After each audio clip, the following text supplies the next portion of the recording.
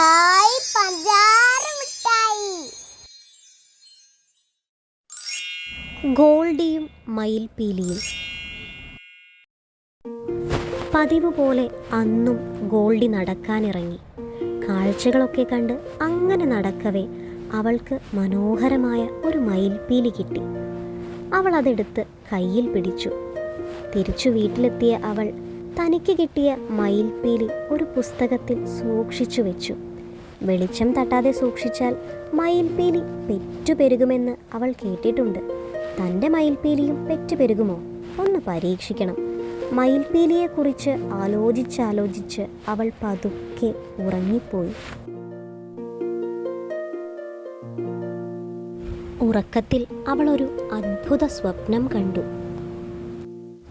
ഒരു മയിൽപീലി അവൾക്ക് വഴികാട്ടി എന്ന പോലെ മുന്നിൽ പറക്കുന്നു. അവളാകട്ടെ ആ മയിൽപീലിയുടെ പിറകെ ഓടുകയാണ്.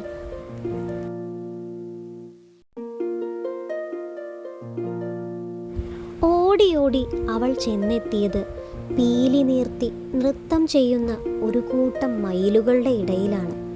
ഒന്നുകൂടി മുന്നോട്ട് പോയപ്പോൾ അവൾക്ക് അവളുടെ കണ്ണുകളെ വിശ്വസിക്കാനായില്ല. പീലി നീർത്തി നിൽക്കുന്ന മയിലിൻ്റെ ആകൃതിയിൽ ഒരു കൊട്ടാരം. കൊട്ടാരത്തിൻ്റെ മുന്നിൽ തലയിൽ കിരീടം ചൂടിയ ഒരു മയിൽ. അവൾ മയിലിൻ്റെ മുന്നിലെത്തി. അവളെ കണ്ടതും മുൻപേ പരിചയമുള്ള ഒരു കൂട്ടുകാരി എന്ന പോലെ മയിൽ അവളെ കൊട്ടാരത്തിനകത്തേക്ക് ക്ഷണിക്കുകയും പരസ്പരം വിശേഷങ്ങൾ പങ്കുവയ്ക്കുകയും കൊട്ടാരം ചുറ്റി നടന്നു കാണിക്കുകയും ചെയ്തു.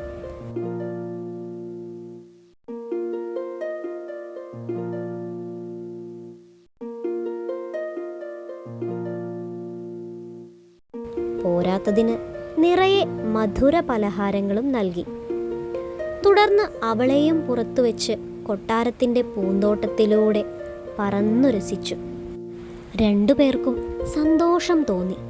ഒടുവിൽ തൻ്റെ പീലികൾക്കിടയിൽ നിന്നും ഒരു മയിൽപീലി പറിച്ചെടുത്ത് മയിലത് ഗോൾഡിക്ക് സമ്മാനിച്ചു. അധികം വൈകാതെ ഗോൾഡിയോട് യാത്ര പറഞ്ഞ് മയിൽ പറന്നുപോയി. ഒരു മയിലിൻ്റെ ശബ്ദം കേട്ടാണ് ഗോൾഡി ഞെട്ടിയുണർന്നത്. നോക്കുമ്പോൾ ചുറ്റും ആരുമില്ല.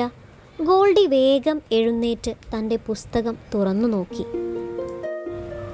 അത്ഭുതമെന്ന് പറയട്ടെ, പുസ്തകത്തിൽ ഗോൾഡി സൂക്ഷിച്ച ആ മയിൽപീലിയുടെ അരികിലായി ഒരു കുഞ്ഞു മയിൽപീലി കൂടെ തിളങ്ങുന്നത് ഗോൾഡി കണ്ടു.